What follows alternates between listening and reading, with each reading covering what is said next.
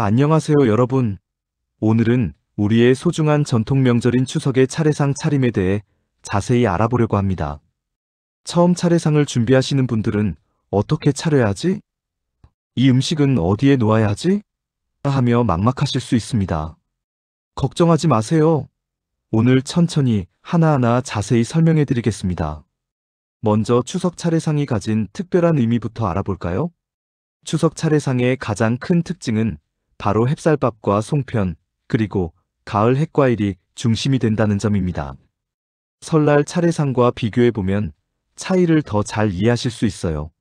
설날에는 떡국을 올리고 여러 가지 찬을 갖추지만 추석에는 송편이 주인공입니다.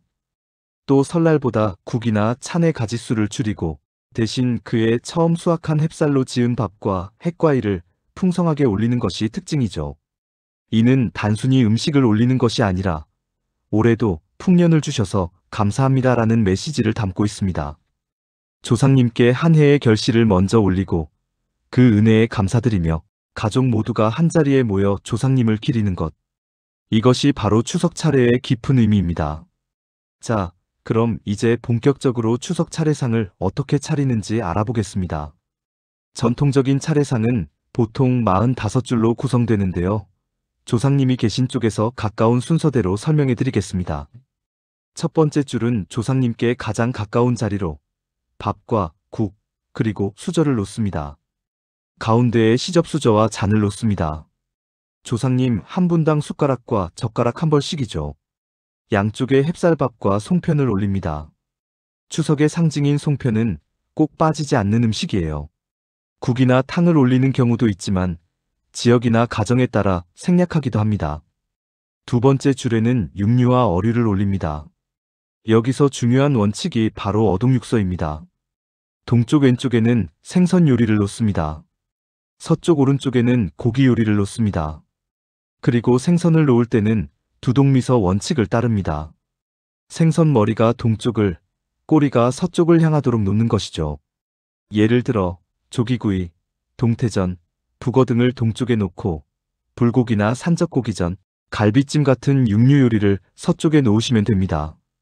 방향이 헷갈리신다면 조상님 입장에서 봤을 때를 기준으로 생각하시면 편해요.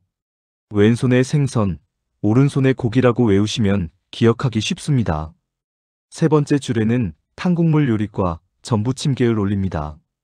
토란탕, 육개장, 곰탕 등의 탕류를 가운데에 놓습니다. 양쪽에는 동그랑땡, 호박전, 버섯전, 생선전 등 여러 가지 전을 놓습니다. 탕은 홀수로 올리는 것이 전통이지만 요즘에는 가족 규모에 맞게 13가지 정도 준비하시면 충분합니다. 전은 미리 부쳐서 식힌 후 가지런히 쌓아 올리면 보기에도 좋고 정갈해 보입니다. 네 번째 줄에는 반찬류가 들어갑니다. 좌포우의 왼쪽에는 포육포, 어포 등 말린 것, 오른쪽에는 식혜나 젓갈류를 놓습니다. 가운데에는 나물과 김치를 올립니다. 도라지나물, 고사리나물, 시금치나물 등 삼색나물을 기본으로 준비하시면 좋습니다. 나물은 보통 3색, 5색, 7색 등 홀수로 준비합니다. 나물은 간을 세게 하지 않고 담백하게 무치는 것이 좋으며 고춧가루로 붉게 물들이지 않는 것이 전통입니다. 마지막 줄에는 과일과 과자 한 과를 올립니다. 이 줄이 가장 화려하고 풍성하게 보이는 자리죠. 과일을 놓을 때 가장 많이 알려진 원칙이 조유리시입니다. 대추 -밤 -배 -곶감 순서로 왼쪽부터 차례대로 놓습니다. 다른 방법으로는 홍동백서 원칙도 있습니다. 동쪽 왼쪽에는 붉은색 과일 대추, 사과, 곶감, 서쪽 오른쪽에는 흰색 과일 배, 밤, 그리고 가운데나 빈자리에는 약과, 유과, 다식 같은 한과를 담아 올립니다. 과일은 깨끗이 씻어 물기를 닦고 껍질은 벗기지 않은 채로 올립니다. 배나 사과는 깎지 않고 통째로 올리는 것이 원칙이에요.